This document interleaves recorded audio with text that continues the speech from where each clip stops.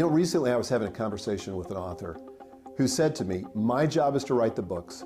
Your job as the publisher is to sell them.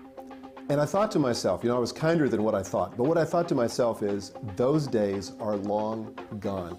If you're going to be successful as an author, you've got to also think like a marketer. Now, it doesn't mean you have to stand up in the public square and shill and try to get people to come buy your books.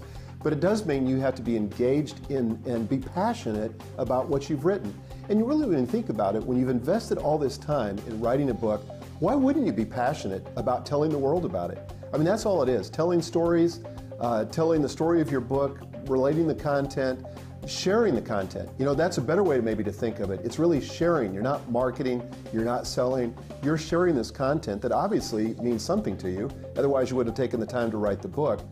I would say your platform, in terms of getting a traditional publishing deal, is at least as important as the content. It's the second question that every publisher asks when they're considering your book proposal or your book idea. Number one, is the content great? Number two, does the author have a platform?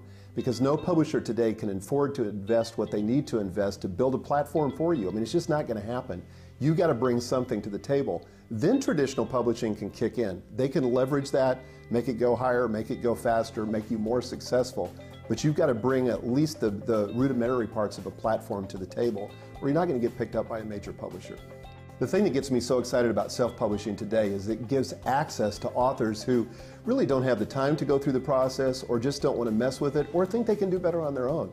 I mean, the truth is, the dirty little secret is you can make more money self-publishing than you can through a traditional publisher. Doesn't mean you shouldn't consider traditional publishing, but it is possible, maybe for the first time in history, to really be successful as a self-published author, because you can build your own platform.